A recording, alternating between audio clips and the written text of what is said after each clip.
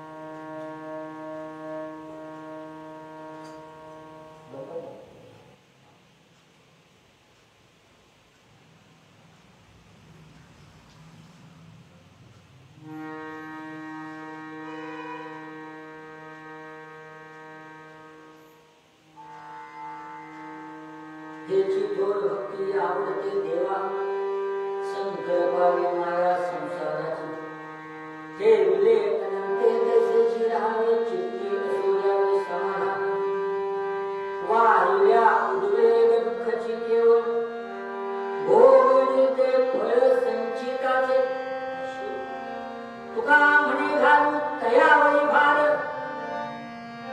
वाहू हा संसार देवा पायी वाहू हा संसार देवा पायी त्याची थोर भक्ती आवडते देवा शंकर वावी माया संसार वासनेला घडताना भूदेव संतान सकर्मयोगे वैरभाव सर्वाधिकी मंगल बोधे जय जय रघुवीर समर्थ एकादशी सगळ्यांचे होतात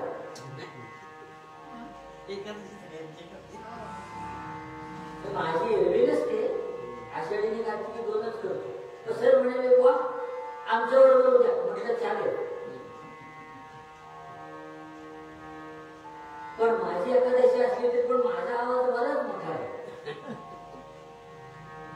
साधारणपणाने अनुभव असा एकादशी आणि किमान दुप्पट कशी व्यक्तीपर्यंत हा नियम बदलणार आहे की पट चौपट चार पट पाच पट सहा पट निरीक्षण करा आत्मपरीक्षण करा वर्षातून 2 वेळा एकादशी करतो ना 6 महिने आषाढी कार्तिक साधारण 4 महिने त्या आषाढानंतर या एकादशी पासून त्या एकादशी पर्यंतचा मधला जो सगळा रिकामा कालावधी आहे ना पोटाची सगळी भर त्या दिवसात काढून घेतो राहिलेली आहे की एकादशीचा फराळ झाल्यानंतर पुढे 4 दिवस जळजळत असता आम्हाला असो आवाज सणसणीत येऊ दे जय जय रघुवीर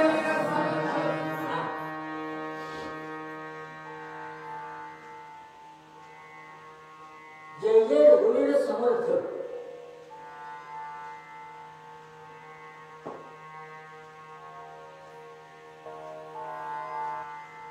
ही गर्जना कशी निर्माण झाली आहे माहितीये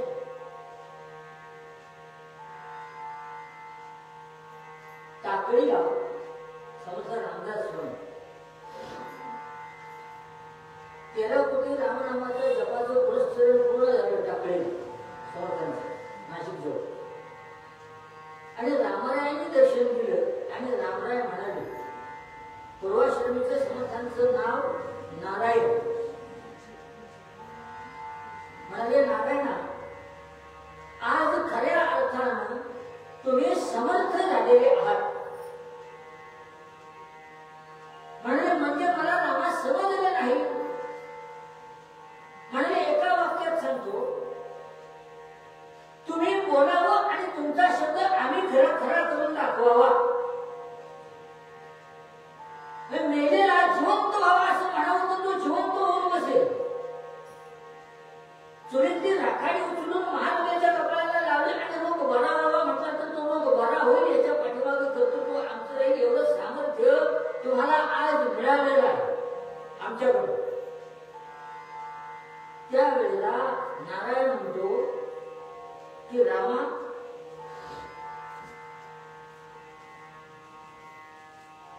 एवढं सामर्थ्य मी बोलावं आणि तुम्हाला काळजी त्याची ते तुम्ही खरं करावं मग हे सगळ्या जगाला कळावं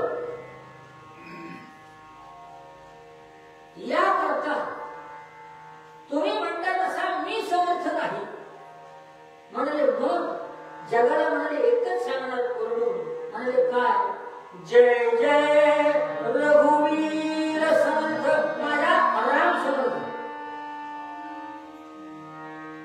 तो आवाज सामर्थ्याने यायच्या ऐवजी आम्ही आमर प्रदूषणाला बसल्यासारखी समर्थ आवाज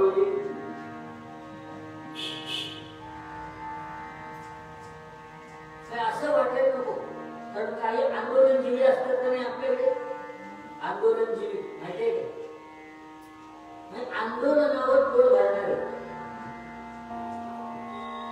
त्यांच्याकडे झालं काय झालं बसणं आंदोलन शेवटी लक्षच कुणी देत नाही.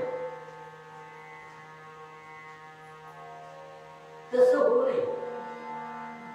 आणि आताच्या काळात जर बोलायचं म्हटलं तर माहिती तंत्रज्ञानाचं युग आहे. इन्फॉर्मेशन टेक्नॉलॉजी यदा कदाचित जर त्या भगवंताला असं वाटलं की आपल्यापैकी कोणाचा तरी फोन त्यानं लावावा. देव सुद्धा फोन लावतो. हो, देव सुद्धा फोन लावतो आपल्या भक्ताला. कोणाचा लावला?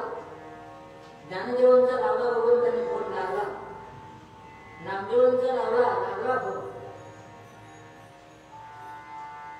तुकारामांचा लागला फोन. एकनाथ महाराजांचा फोन लावला भगवंतांनी, तो लागला. अलीकडच्या काळात आमच्या महाराजांचा फोन लागला. ब्रह्मानंद महाराजांचा फोन लागला फोन भगवंताचा. तसं तुमच्या आमच्या भाग्याने त्या देवाला असं वाटलं की आपल्यापैकी कुणाचा तरी फोन लावा तर दुर्दैव आपल्या एवढं आडवया आलेलं लक्षात घ्या. दोन गोष्टी. एक, आपला फोन डिस्चार्ज तरी झालेला, स्विच ऑफ नाही तर आउट ऑफ कव्हरेज एरिया. त्याच्याच्यानं लागायचा नाही आपला फोन. का? कारण दोन गोष्टी. आपला फोन चार्ज केलेला नाही आणि नेटवर्क त्याचं रिप्लेस केलेलं नाही. त्याच्यामुळे फोन लागायचा कसा मला सांगा? तो फोन लागण्याकरता, नेटवर्क रिफ्रेश राहण्याकरता आणि चार्जिंग कायम राहण्याकरता साधा सोपा सरळ मार्ग संतांनी आम्हाला सांगितला. आमचे महाराज म्हणाले तो फोन लागावा याकरता नेटवर्क रिफ्रेश ठेवावं आणि कायम चार्जिंग राहावा फोन याकरता साधा सोपा सरळ मार्ग कोणता? श्रीराम राम रघुनंदन राम राम श्रीराम राम भरताद्रि राम राम श्रीराम राम रणकर्कश राम राम श्रीराम राम शरणं भव राम राम.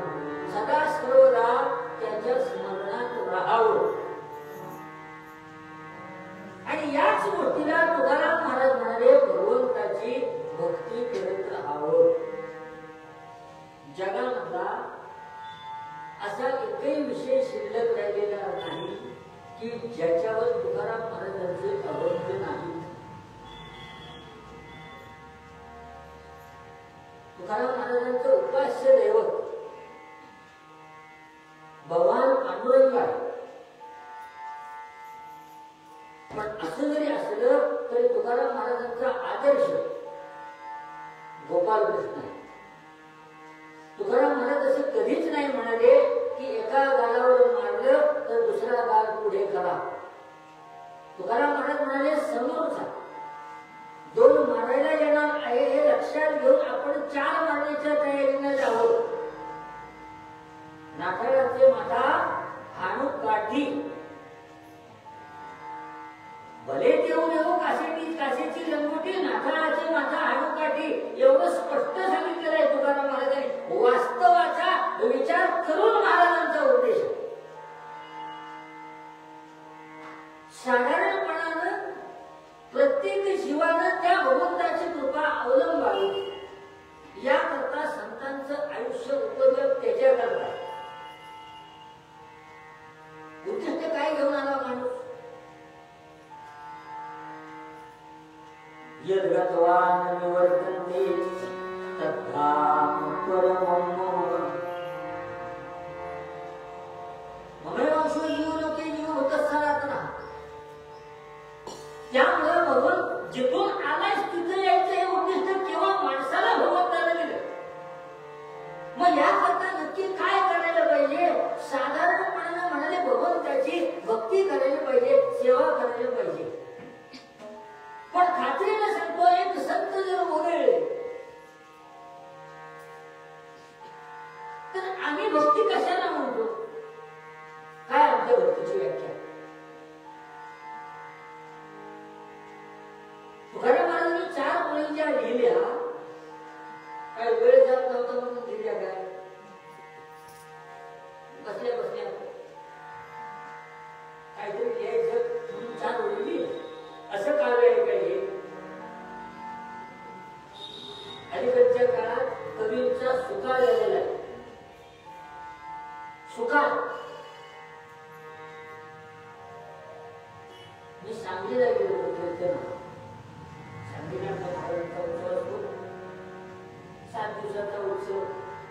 पहिल्याच दिवशी एक जण आला भेटायला.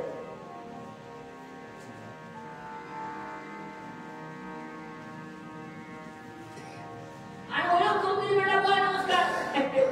मी म्हणाला कवी आहे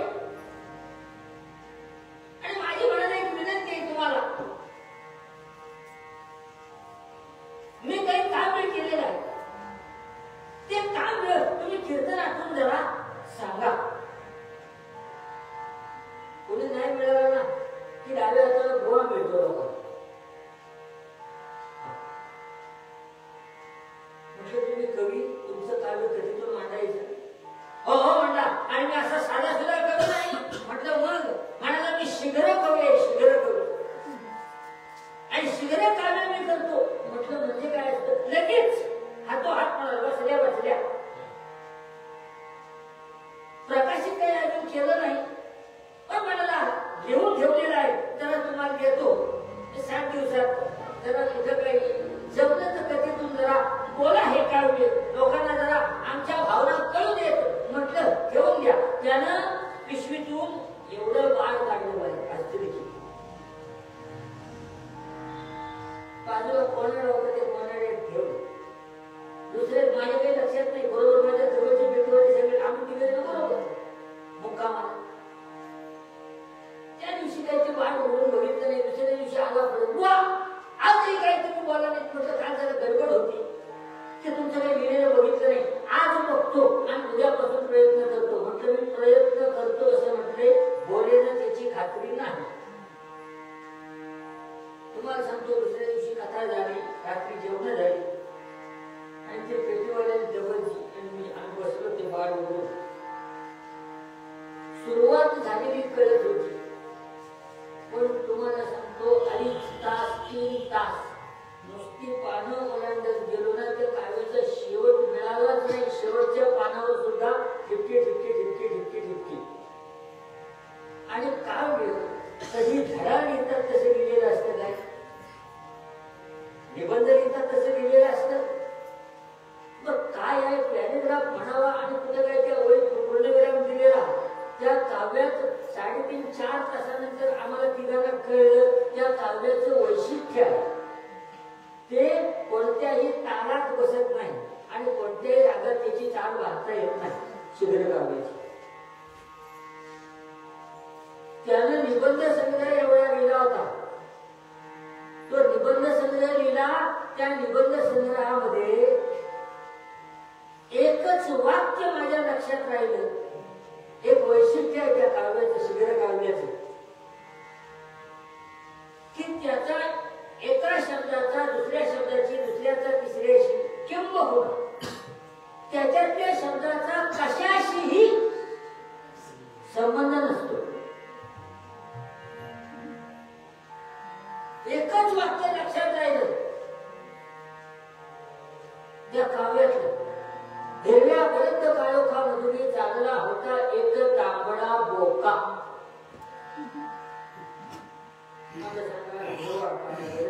काळोख काय, तांबडा काय, बोका काय, संबंध आहे कशाचा कशाशी?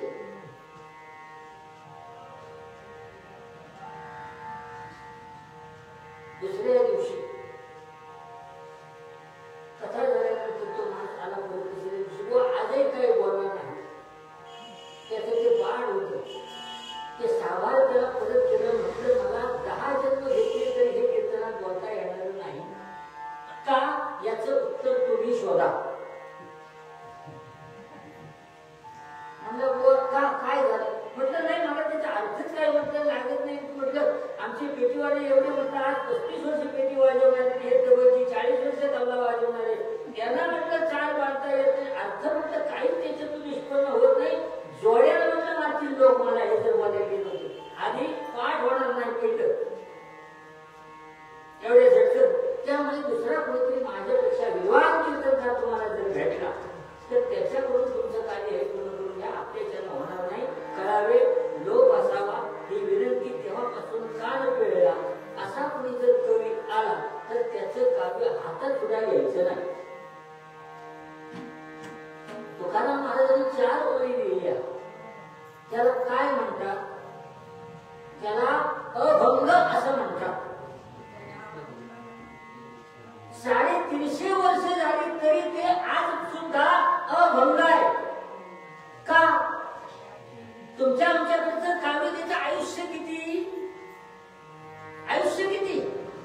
दुसरं गाणं ऐकलं नाही तोपर्यंत,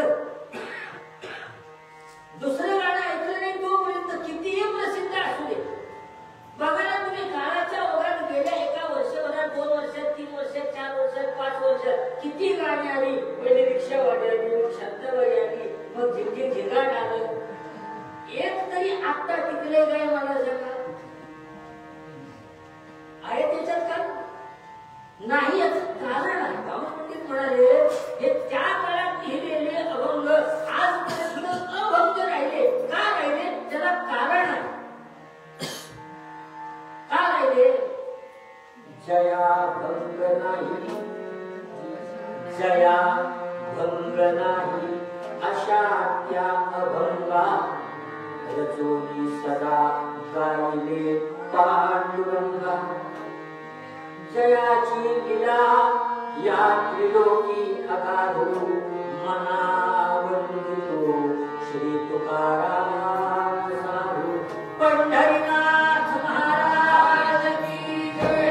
अधिष्ठान पक्क आहे. जया भंग नाही अशा त्या अभंगा रचोनी सदा गायले पांडुरंगा. कार्याच्या पाठीशी अधिष्ठान पहिला आहे. तुम्ही आम्ही ग्रंथ वाचन करतो, ज्ञानेश्वरी वाचतो, दासबोध वाचतो. दासबोधामध्ये ओवी सगळ्यांना माहिती असते, पूर्ण तुम्ही करायची, मला येत नाही म्हणून. सामर्थ्य आहे चळवळीचे, जो जे करील तयाचे, परंतु तेथे भगवंताचे अधिष्ठान पाहिजे. म्हणजे हवं, हवं दासबोध काढा आणि बघा. अधिष्ठान पाहिजे. अलीकडच्या काळात पाहिजे एकत्र छापलेलं पण एक चूक आहे. कल्याण स्वामींच्या हस्तलिखित 2 प्रती दासबोधाच्या, एक शिरगावला आहे साताऱ्याजवळ, डोंगावला कल्याण स्वामींच्या गावात घरी, आणि दुसरी प्रत हस्तलिखित शेगावकरांचा मठ आहे कल्याण स्वामींच्या औषधांचा ग्वाल्हेरला. ती प्रत मी बघितलेली आहे. त्याच्यामध्ये पाही आणि जे हे 2 शब्द वेगळे आहेत. संकल्पना स्पष्ट असायला लक्षात घ्या. आम्ही काय म्हणतो? आमची गाडी परमार्थात रुतलेली का राहते सांगा? कारण पारमार्थिक संकल्पना आमच्या स्पष्ट नाहीत. मला सांगा, ज्ञानेश्वरी कुणी लिहिली? कोणी लिहिली ज्ञानेश्वरी? बरेच जण म्हणतात ज्ञानेश्वरी ज्ञानेश्वरांनी लिहिली. ज्ञानेश्वरी आपल्याकडचं सगळं साहित्य, 4 वेद, 6 शास्त्र, 18 पुराण आणि त्यांची ग्रंथसंपदा, ही सगळी ग्रंथसंपदा ही संवादातून निर्माण झालेली आहे. ज्यानं सांगितलं त्याने लिहिलेलं नाही, आणि ज्याने लिहिलं त्याने सांगितलं. ज्ञानेश्वरी लिहिली सच्चिदानंद बाबांनी नेवाशाला. ज्ञानेदेवाने सांगितली, सच्चिदानंद बाबांनी लिहिली. दासबोध समर्थांनी सांगितला, कल्याण स्वामींनी लिहिला. भागवत, श्रीमद भागवत महर्षी वेदव्यासांनी सांगितलं, भगवान मंदिरांनी लिहिलं. 4 वेद महर्षी व्यासांनी सांगितले, आणि 4 शिष्य आहेत, त्या 4 शिष्यांनी ते लिहिले. अध्यात्म रामायण, भावाचं रामायण एकनाथ महाराजांचं, हा एकमेव ग्रंथ असा आहे की अर्धा एकनाथ महाराजांनी सांगितला आणि अर्धा गावाने पूर्ण केला. हा एकमेव ग्रंथ आहे संत साहित्यात भावाचं रामायण. त्यामुळे ह्या संकल्पना आमच्या ज्या आहेत ना, या आमच्या संकल्पना परमार्थातल्या शुद्ध आणि स्पष्ट असायला लक्षात घ्या. मला एकाने प्रश्न विचारला, वारकरी होता, म्हणाला, बुवा ज्ञानेश्वरी कशी वाचायची तुम्हाला माहिती आहे का? म्हटलं माहिती आहे. म्हटलं मांडी घालायची, पोटी घ्यायची, वाचायची. झोप म्हणाला, तुम्ही कीर्तन सोडून द्या. म्हटलं का? म्हणाला ज्ञानेश्वरी वाचायची पद्धत आहे. म्हटलं पारायण करायची असेल तर म्हटलं ती पद्धत वेगळी दिली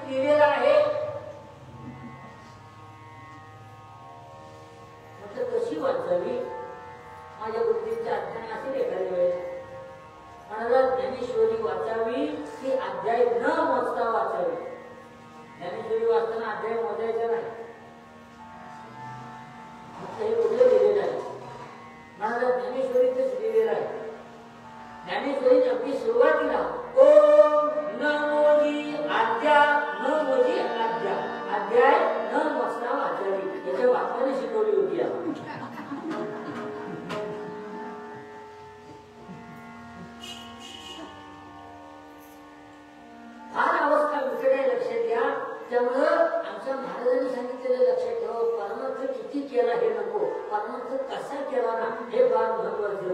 अनंत वेळेला तुम्ही ऐकलेलं हे 4 ओळी आहे. तेची थोर भक्ती आवडते देवा, शंकर पावनी माया संसार. ते विले अनंते तैसे चिका, चित्ती असो जावे समाधान. वाहिल्या उरले दुःखाची केवळ, भोगणे ते फल संचिताच. आणि शेवटी तुका म्हणे घालून दयावरी भाळ, वाहू हा संसार देवा पायी. तेची थोर भक्ती आवडते देवा, शंकर पावनी माया संसार.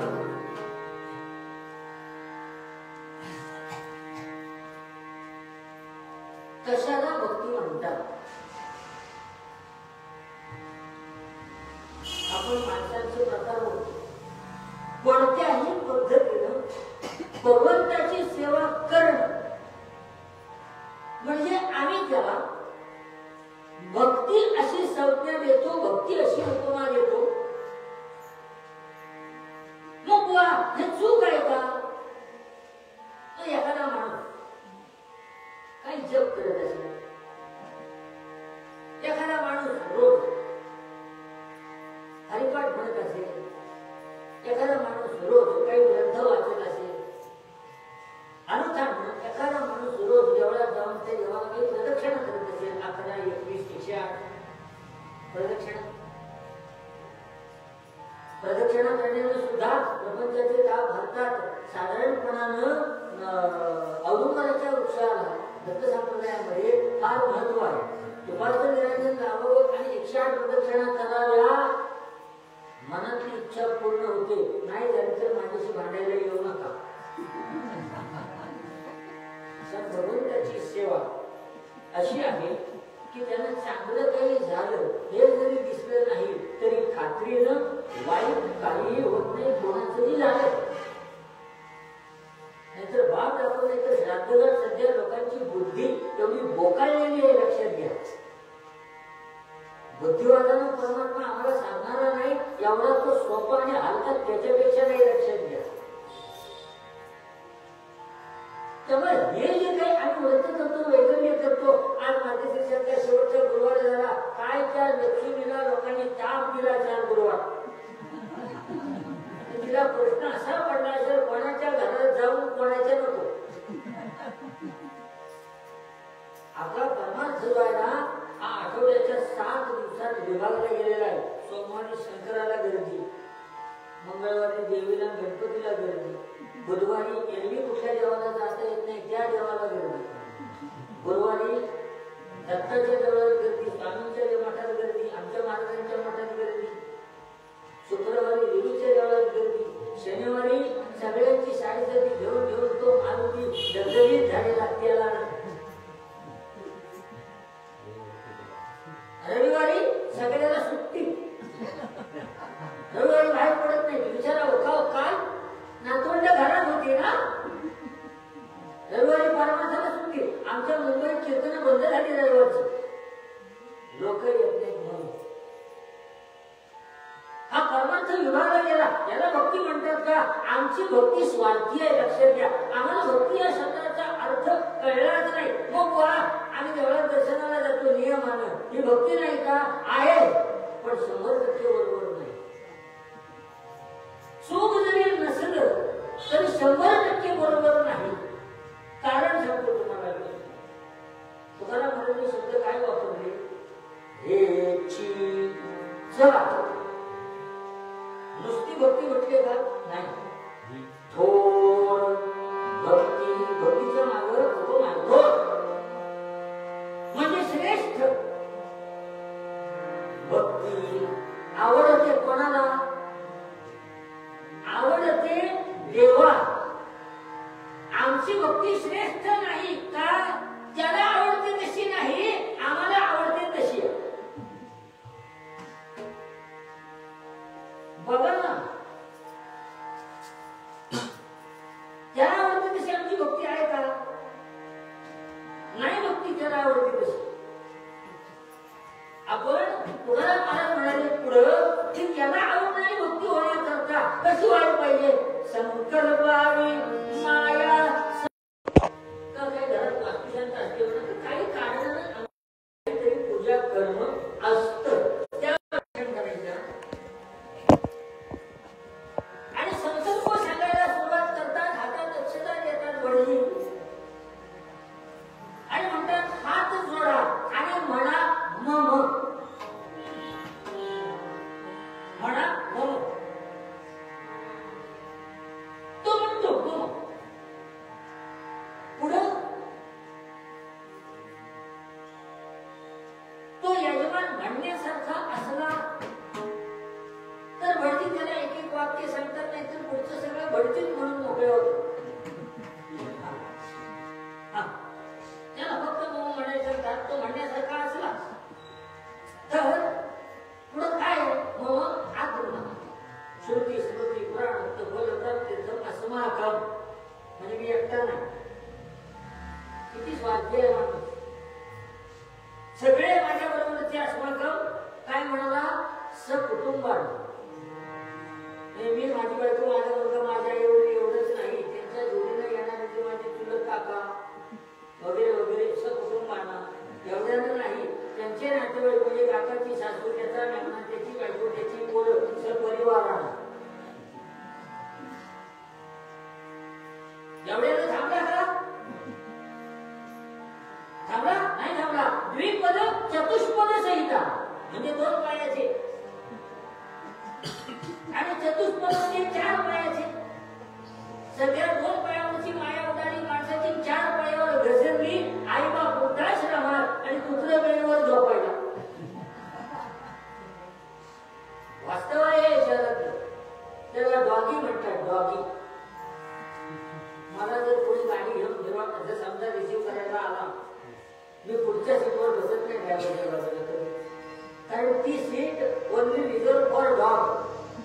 लोकांना असा प्रश्न पडायचा, कुत्र्याला चष्मा टोपी झापा कधी घातला कुत्र्याने, तर ती जागा बुवा बसलेला लोक काय कळतोय कशाला लोकांना. द्विपद चतुष्पद संहिता. काय देशील? काय देशील? 2 पायाचे, 4 पायाचे. काही लोक आता इकडच्या भागात बैलाच्या शर्यती होतात, बैलगाड्याच्या झुंजी होतात, त्यामुळे बैलही बाळगणारे लोक. काही ठिकाणी रेडे पण बाळगणारे लोक. तुम्हाला सांगतो, त्या इचलकरंजीला गेल्या वर्षी फॅन्सी ड्रेस स्पर्धा झाली मशीनची. हो, खोटं नाही सांगत.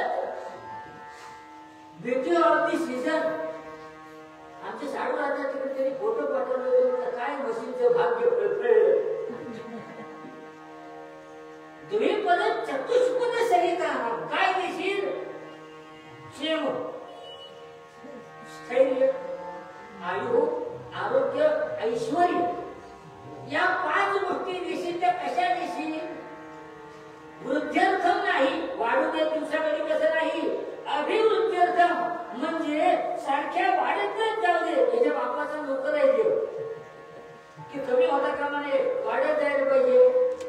अभिवृद्ध्यर्थम श्री परमेश्वर प्रीत्यर्थम अंत्यदिने मी काय करतो? मला हे एवढं दे, त्याच्यात बदल्यात मी काय करतो? तुझी सेवा मी करतो. ती कशी करणार आहे? माझ्या एवढा हलकट पुढे नाही. कसा? आजच्या दिवसाला मी तुझी सेवा करणार आहे, तो मी किती हलकट आणि नालायक आहे तुझी सेवा करायला. स्वतः कबुली देतो. अंत्यदिने यथाशक्ती. का सांगा? लकवा मानलाय काय? यथाशक्ती म्हणायला लकवा मानलाय काय? ताड बसतो ना, पूर्ण सामर्थ्यानिशी नाही, यथामती. कागद फाडतोय, लोकांना दगड मारतोय का, शिव्या देतोय, वेळ टाकलाय का? यथामती म्हणायला एवढ्याला नाही कर पुराय. यथा मिलितोपचार द्रव्य ही. बाजाराला आग लागली काय? की देवाच्या पूजेला जे लागणारं साहित्य होतं ते मला मिळत नाही, म्हणून जसं जेवढं मिळालं तेवढं. परिस्थिती आमची चांगले तांदूळ जेवायला आणि पूजेला किडीचे गोळे लागलेले तांदूळ, ही आमची अवस्था आहे. फास्ट करतात 300 रुपये देवाला वरती 30 रुपयाची धुराशिवाय दुसरं काय नाही. त्याला भक्ती म्हणतात. त्याला आवडणारी कशी असते ही कळलीच नाही. संकल्प करणं याचा अर्थ काय आहे? संकल्प याचा अर्थ असा आहे की त्याग करणे, की या सगळ्यावरची मी माया सोडली, आसक्ती सोडली, मग भगवंताची सेवा करायची. तुकाराम महाराज म्हणाले तुला सेवा त्याला आवडणारी करायची ना, मग ती कशी करशील? संकल्पावी माया संसाराची, संसार मायेचा संकल्प सोड, म्हणजे त्याची आसक्ती सोड, त्याचा त्याग कर. आमची सुटली काय माया? संसाराची माया सुटली नाही? सुटली. तर माया या शब्दाला अर्थ बरेच. पहिलं माया म्हणजे प्रेम, दुसरं माया म्हणजे आसक्ती, तिसरं माया म्हणजे कोणातरी व्यक्तीचं असतं ते नाव, चौथं माया म्हणजे पैसा. आमच्या मुंबईला माया नगरी असं म्हणतात. खरं तर खोटं मला माहिती नाही. मी 22 वर्ष मुंबईत जातो, कीर्तनच करतो, पण एवढी माया जर असती तर भाड्याच्या घरात राहिलो नसतो. जय जय रघुवीर. माया म्हणजे पैसा. चौथं माया म्हणजे ब्रह्माच्या बरोबरीने येणारी. मग तुकाराम महाराजांना काय अभिप्रेत आहे याच्यात, की ह्या कुठल्या मायेचा संदर्भ करायचा, कोणती माया त्याग करायची? या अभंगाच्या दृष्टीने विचार करताना माया सोडायची कोणती? आसक्ती या दृष्टीने जी माया आहे ना, तुम्हाला आम्हाला आसक्ती आहे ना प्रपंचाची, त्याच्याशिवाय आणि कशाची आसक्तीच आम्हाला नाही. कशाचीच आसक्ती नाही आम्हाला, लक्षात घ्या. एवढी आसक्ती आम्हाला प्रपंचाची आहे ना, ती आसक्ती सोडावी, लक्षात घ्या. माझ्या ओळखीचे IAS ऑफिसर आहे, त्यांना रिटायर होऊन साधारण 8-10 वर्ष झाली सचिवालयात मुख्य सचिव म्हणून काम केलेला माणूस. मुख्य सचिव म्हणजे काय दर्जा असा विचार करत नाही. मंत्र्याच्या नंतर त्याचाच अधिकार.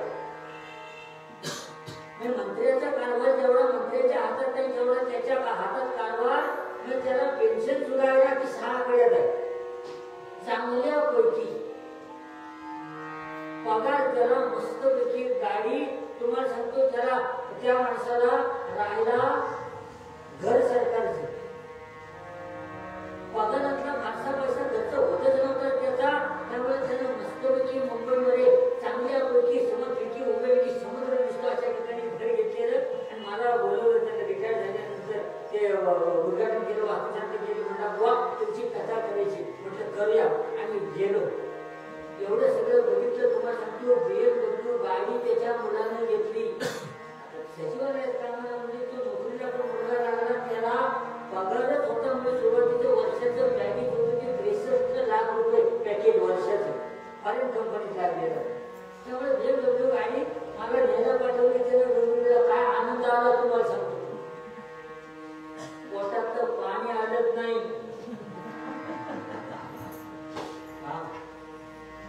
आणि गेलो, सगळं काही झालं. आणि आपलं मी त्याला म्हटलं, काय म्हटलं, भगवंताची कृपा अगदी वा, आयुष्याचं सार्थक झालं. म्हटलं काय करता, कशाचंही मनाला म्हटलं तुम्हाला दुःख नावाचा विषय मात्र नाही. बुवा खरंच सांगू का, तुम्हाला असं वाटतं पण मला दुःख आहे. आणि म्हणाला हे दुःख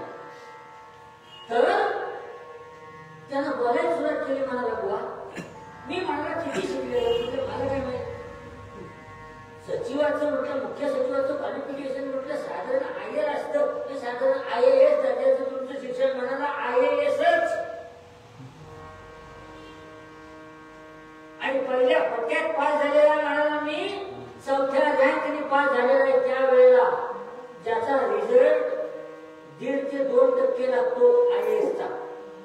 त्याच्यात मी 4थ्या रँकने पास झालेला माणूस आहे आणि तेव्हा म्हणाला ही मला नोकरी मिळाली आणि आज मला मंत्री सुद्धा माझ्या पुढे बोलू शकत नाही. एखाद्या मंत्र्याला मी उत्कर्षापर्यंत पण नेऊ शकतो आणि एखाद्या मंत्र्याचं वाटोळ सुद्धा करू शकतो, एवढी बुद्धी आहे. म्हटलं तरी तुम्हाला दुःख बसलं. म्हणाला बुवा एवढा शिकलेला मी असून सुद्धा माझी म्हणाला बायको नॉन मॅट्रिक झालेली ती मला म्हणाली लग्न झाल्यानंतर 4थ्या दिवशी तुम्हाला काही कळत नाही. तरीही तिला मी उलट उत्तर करू शकलो नाही हे म्हणाला मला दुःख आहे.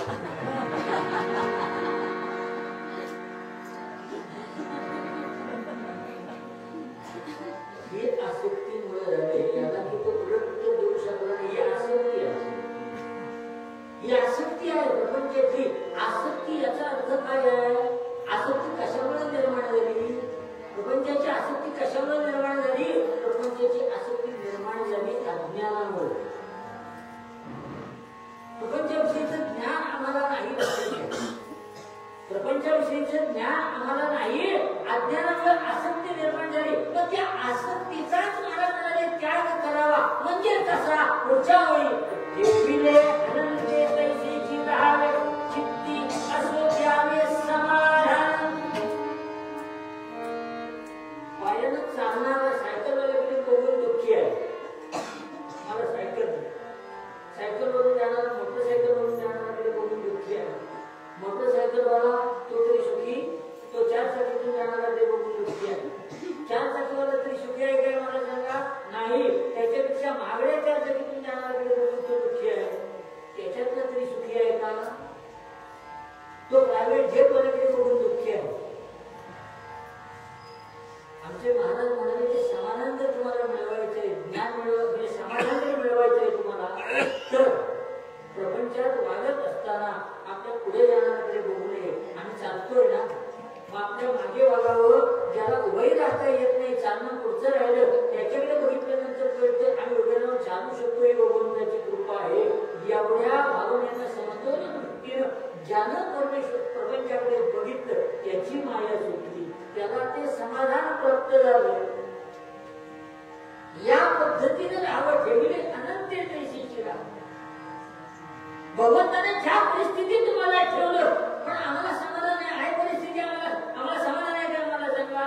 आज 1000 मिळाली, उद्या 2000 कशी मिळते? आज एखाद्या टोपी घातली, मला दुसऱ्या टोपी कशी घालायची? सध्या लोकांची परिस्थिती फार विचित्र आहे. मी मोबाईल ज्यांना निर्माण केला त्याचं वाटोळ होईल नको लक्षात घ्या. कुठला तरी कोड नंबर पाठवतात आणि फोन करून विचारतात तुम्हाला आलेला त्याला नंबर सांगा. मी एवढा हुशार आहे तुम्हाला सांगतो, जो नंबर बँकेत आहे तो बाकीच्याला दिलाच नाही कोणाला. आणि त्याचे फोन इन्कमिंग आणि आउटगोईंग बंदच करून ठेवलेले आहेत. येतात मेसेज एवढेच, पण रिप्लाय करतच नाही. आणि आमच्या अकाउंटमध्ये बुवाचे किती असायचे पैसे? महिन्याचा प्रपंच सुद्धा जेमतेम बागेली आवडतो. मग ती काळजी करण्यात काही अर्थ नाही. ठेवले अनंत तैसेची राहा. प्रपंचाचा व्याप तुम्हालाही चुकला नाही, मलाही चुकला नाही. मी परवा असं म्हटलं होतं एका ठिकाणी. आसक्ती काय प्रपंचाची? सगळ्यांना आहे. तुम्हाला आहे, बुवाला आहे, देवळात पूजा करणारा भटजी आहे, त्याला आहे. कशी आहे अवस्था दोघांची ही? कशी आहे भक्ती करताना अवस्था दोघांची ही? पुजाऱ्याची कैसा भाव, पुजाऱ्याची कैसा भाव, पुजाऱ्याची कैसा भाव, पुजाऱ्याची कैसा भाव, कथयाची कैसा देव, कथयाची कैसा देव, पुजाऱ्याची कैसा भाव.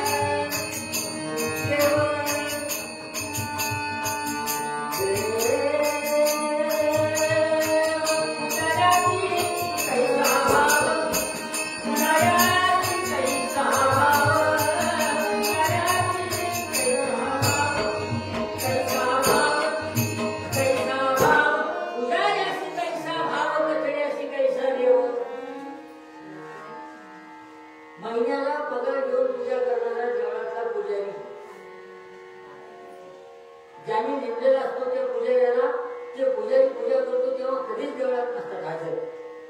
त्यामुळं काही गडबडीत पूजा करताना देव अर्धा भिजला काय अर्धा कोरडा राहिला परिणाम झाला.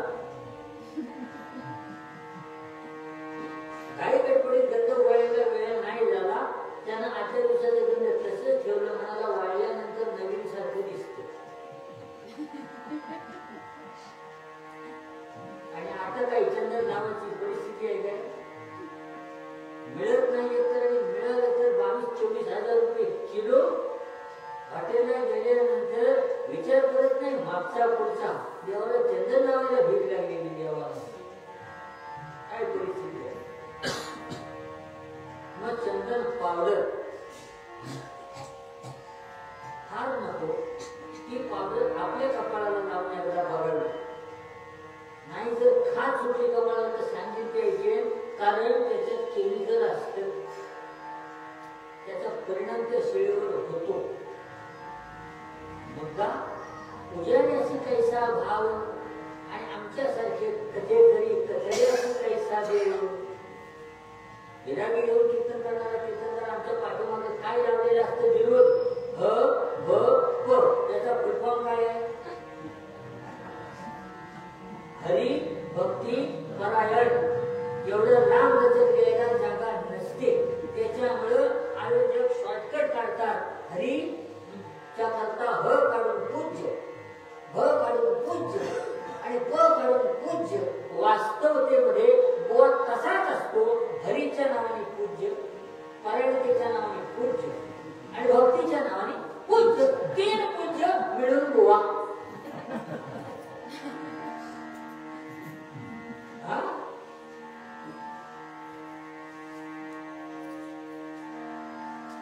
त्यामुळं आम्हाला प्रपंच तुम्हाला चुकलं नाही, आम्हाला चुकलं नाही. फरक किती आहे माहिती तुमच्यात आणि माझ्यात? एवढाच फरक आहे, तुम्ही बसलेले मी उभा. एवढाच. मी बसल्यानंतर तुम्हाला जसे व्याप आहे तसे प्रपंचाचे मलाही व्याप आहे. गेलेला आहे प्रपंच तुमच्या आमच्या लक्षात घ्या.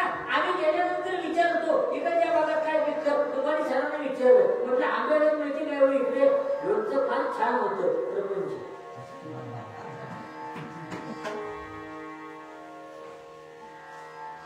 चुकला नाही, पण त्याला आवडणारी सेवा महाराज म्हणाले, ठेवले अनंत तसेची राहावी चित्ती असू द्यावे समाधान, पण समाधान नाही. कितीही मिळाले जरी तरी समाधान नाही. त्यामुळं बुद्धी काय करते, सतत काळजी आणि चिंता. त्याचा परिणाम काय होतो, तुकाराम महाराज पुढे म्हणतात, वाहिल्या उद्वेग, उद्वेग म्हणजे चिंता, दुःखची केवळ भोगणे ते फळ संचिताचे. भोगणे ते फळ संचिताचे. मी ग्वाल्हेरला गेलो, ग्वाल्हेरला शिंदे सरकारचा वाडा रायगड, महादजी शिंदे, तिकडे त्यांना शिंदिया म्हणतात. म्हणजे अलीकडच्या काळातले राजकारणातले माधवराव शिंदिया आणि आता त्यांचा मुलगा ज्योतिरादित्य शिंदिया, त्यांचा राजवाडा आहे. मी गेलो ना कीर्तनाला की बघायला जातो, काय राजवाड्यामध्ये राजाचं ऐश्वर्य काय असतं.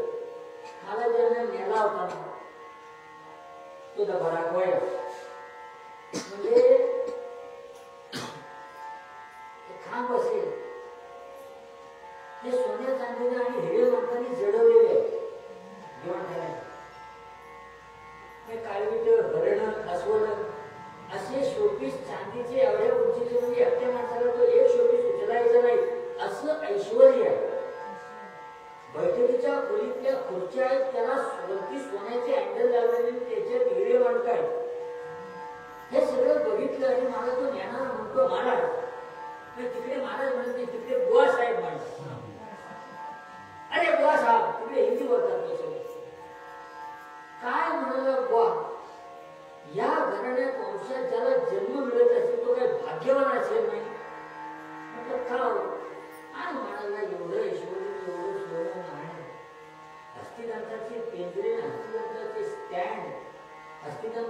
काम केलेली सगळी वाद्य काय तुम्हाला सांगतो, म्हणजे ऐश्वर्याची महत्त्वच नाही. या माणसाला तुम्हाला माहिती नसेल की याची प्रॉपर्टी किती आणि कशी आहे. काय मला भाग्य असेल या वंशात जन्माला येणाऱ्या जीवाचं, पण आम्ही कीर्तन करणार. तसं झटकन मान्य करायला तयार होत नाही. म्हटलं एक सांगू काय, विश्वातलं विधान सत्य दिसतं तसं नसतं, हे म्हटलं सत्य आहे.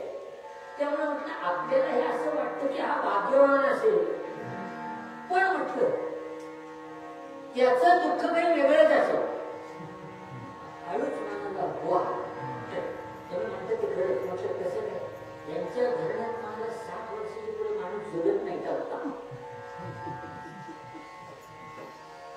वाढल्या पूर्वे सुखची केवळ भोगणे ते फळ संचिता. प्रारब्ध करणार भोगा दुःख नाही होते. अत्यंत मुक्त कवते नदेश्वरमध्ये उदा. ही जी रेषा आहे ना, ही बदलता येत नाही, सुकर करता येते. प्रारब्ध चुकत नाही, पण सुलभ करता येतं. लक्षात घ्या, प्रारब्ध चुकतं का, नाही चुकत. आणि प्रारब्ध आम्ही चुकवण्याकरता प्रयत्न करतो, म्हणून आम्ही दुःखी आहे. परीक्षित राजाला दुःख कधीपर्यंत होतं, जोपर्यंत मृत्यू चुकवण्याकरता प्रयत्न टाळण्याकरता करत होता तोपर्यंत दुःख होतं त्याला. पण शुकाचार्याने उपदेश केल्यानंतर मृत्यू सुकर करण्याचा मार्ग त्यांनी सांगितला. त्यावेळेला परीक्षित राजा म्हणतो, आत्ता समोर आला तरी जाण्याची तयारी आहे. अपघात जर बदल झाला, प्रपंचातलं देहावरचं अज्ञान बाजूला होऊन ज्ञानाची प्राप्ती झाली, आसक्ती सुटली. ज्ञान मिळाल्यानंतर आसक्ती नाहीशी होते. आम्हाला आसक्ती काय, आम्हाला अज्ञान आहे.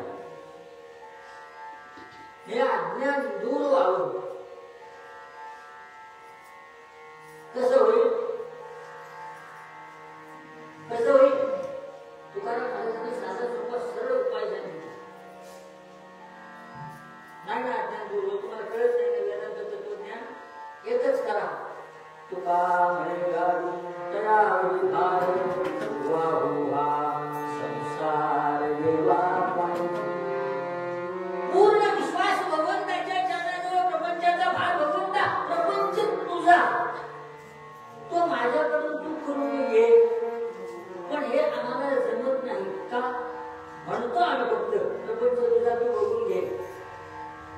पण एवढं सगळं म्हणत जरी असला तरीही असं वागत असताना नक्की भक्ती म्हणजे काय, आकृती बंध काय, कशाला म्हणायची भक्ती, कशाला म्हणायची. भागवताच्या एकादशी स्कंदामध्ये भक्तीची व्याख्या केली भागवताने. आकृती बंध काय, भक्ती चौकोनी असते, भक्ती गोल असते, भक्ती दंडगोलाकार असते, भक्ती अष्टकोनी असते, षटकोनी असते, का शंकूच्या आकाराची असते, त्रिकोणी असते. भक्ती असते कशी, पांढरी असते, काळी असते, नारिंगी असते, केशरी असते, हिरवी असते, काळी असते. काय आकृती बंध काय भक्तीचा. भागवताने भक्तीची व्याख्या केली. भक्ती परेशानुभव विरक्ती अन्यत्र चैषत्रिक एककाला प्रपद्यमानस्तु यथा एव तुष्टि पुष्टि शुद्धपायो गोपाल महाराज की. कशाला भक्ती म्हणतात, कशाला भक्ती नक्की म्हणायची असते, कशाला, काय म्हणजे भक्ती. भक्ती परेशानुभव विरक्ती अन्यत्र चैषत्रिक एककाला म्हणजे नक्की काय. उद्या सांगतो, वेळाबरोबर सांगू. वेळेप्रमाणे प्रापंचिक मनुष्याला भक्ती म्हणजे काय सांगताना तुकाराम महाराज मूळ होतात सांगतात. आवडते देवा हेची थोर भक्ती, आवडते देवा हेची थोर, आवडते देवा, आवडते देवा, आवडते देवा, आवडते देवा.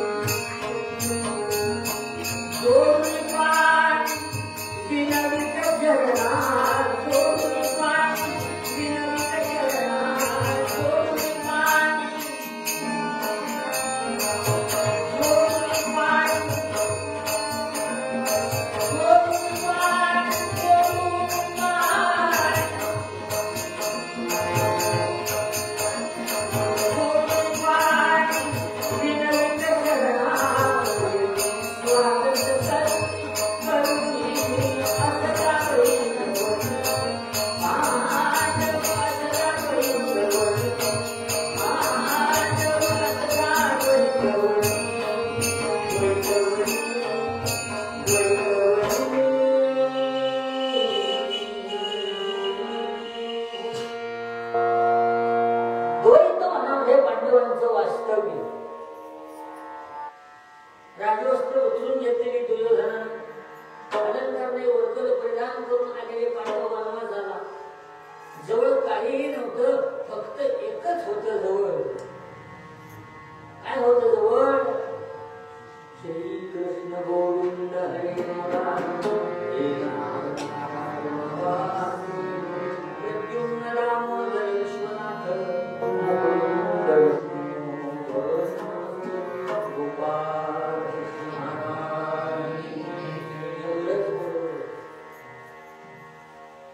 आणि असं वनवासाचे दिवस सुरू झाले. आणि एक दिवस अचानकपणानं भक्तांच्या देवाने भगवान गोपाल कृष्ण आपल्या भक्तांना म्हणजे पांडवांना भेटण्याकरता द्वैत वनामध्ये येऊन दाखल झाले. अचानकपणानं देव आले. अचानकपणानं देव आले काय विचारतात? तेवढा आनंद झाला त्या पांडवांना. देव आले. उत्थापन देऊन या श्रीहरी चरणा नमून ते बसले.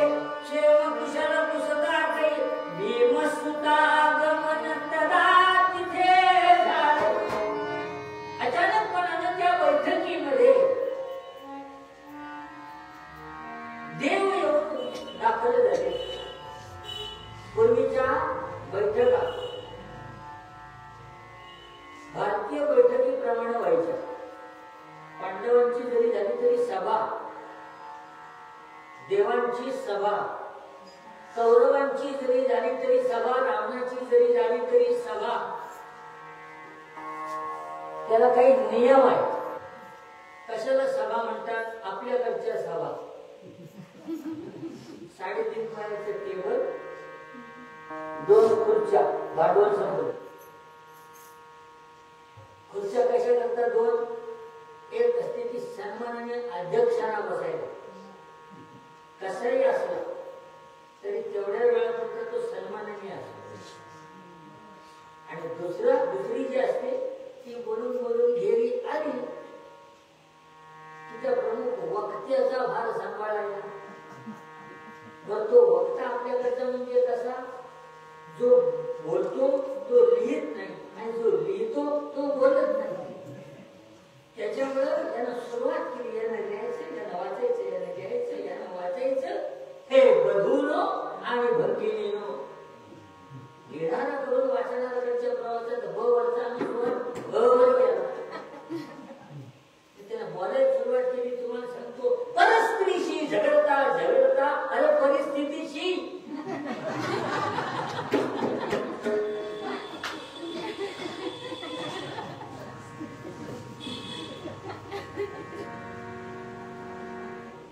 या सभा पांडवांची सभा.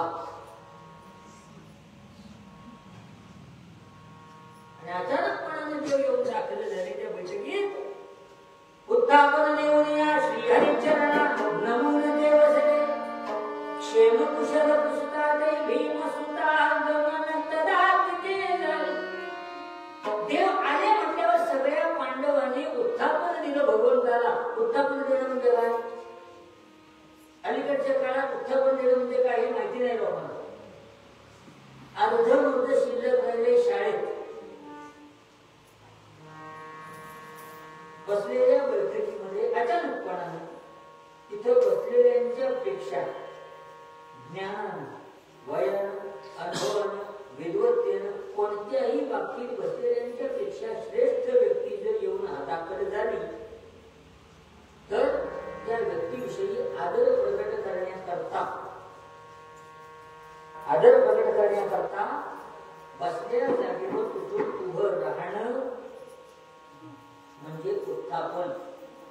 आता हे शाळेत शिल्लक आहे. थोडंसं पोरं बाकावर, मास्तर खुर्चीच्या आणि बाकाच्या उंचीत फक्त फरक असतो. पोझिशन एकच असते दोघांची. Good morning, good afternoon, good evening. जवळपास बरोबरीला आलेली असल्यामुळे पोरं मास्टरला सांगतात शाळा सुटली की बाहेर द्यायची.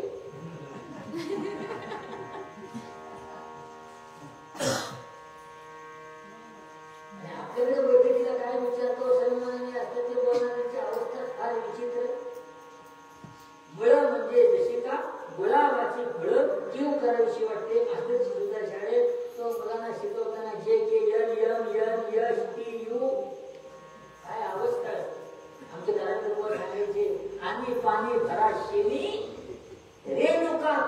पक्षी नच्या जागेवर न आणि नच्या जागेवर न. अरे बाणातला न म्हण, बाणातला मोठा न. बापाने शिकवलेली बारा सभा म्हणावी विद्वांसा कवयो भट्टा गायका परिहासका इतिहास पुराणज्ञा सभा सप्तांग संयुता. सांगितल्यानंतर आपला आता तो विषय नाही. भगवंताला उत्थापन दिलं, भगवंताच्या हाताला धरलं. जेव्हा या या या या या या तेवढा आनंद त्या पांडवांना झाला. उपलब्ध उच्चासनावर म्हणून बसवलं गेलं, पांडवांनी पूजा केली आणि सगळे पांडव भगवंताच्या पायाजवळ बसले. अर्जुनानं पाय हातात घेतले, भगवंताची राखायला सुरुवात केली. खऱ्या भक्ताची जागा ही भगवंताच्या पायाजवळ असते.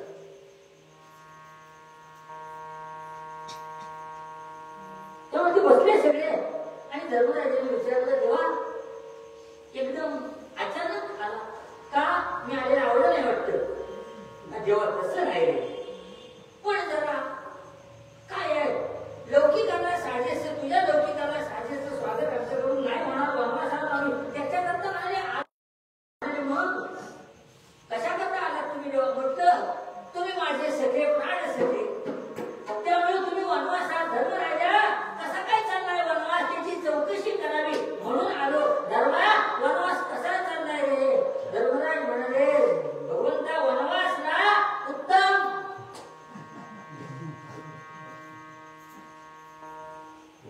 आपल्याकडे 4 महिन्यांचं घर असतं, त्याचं 10,000 10,005 पगाराची किमान नोकरी असते. निदान 4 चौघात वाघाडे काढणार नाही अशी बायको असते. आई वडील असतात, नातेवाईक असतात, 2 चाकी असते, 4 चाकी असते. तरीही एखाद्या दिवशी उद्वेग त्याला येतो, म्हणतो काय वनवास म्हणतो नाही.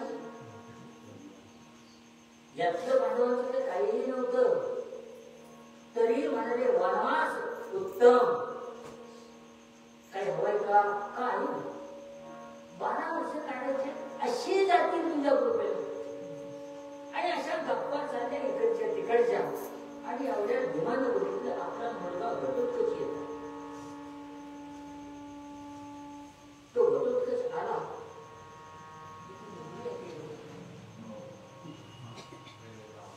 मला जागावर कसं उचलायला लागलं तर तसं नाही. असं आहे जय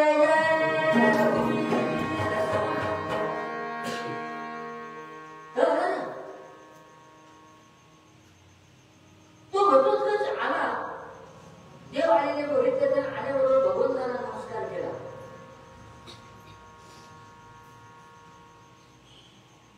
आपल्या वडिलांना नमस्कार केला, काकांना नमस्कार केला आणि तोही सगळ्यांच्या प्रमाणे भगवंताच्या पायाजवळ बसला.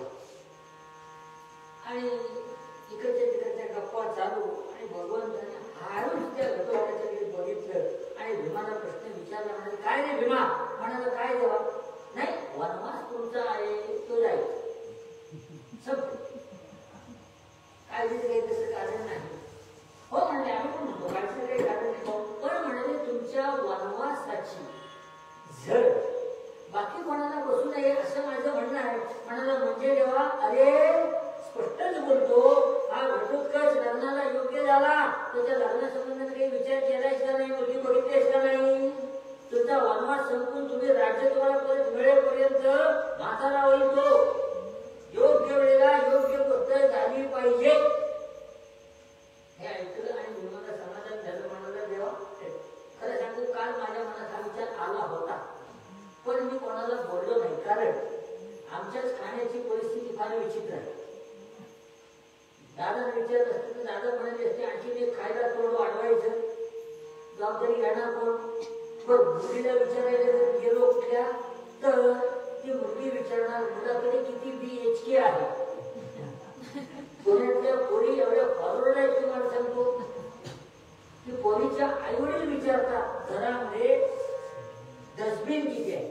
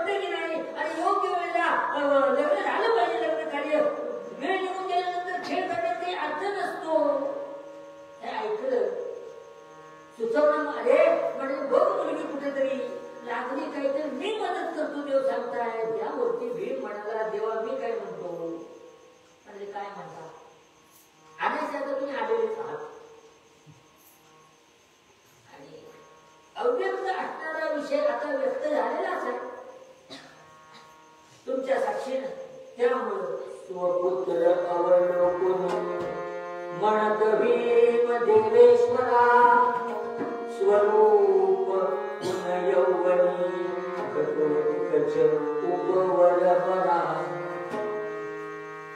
विवाह करण्यात या सुचवित कन्यका एक बार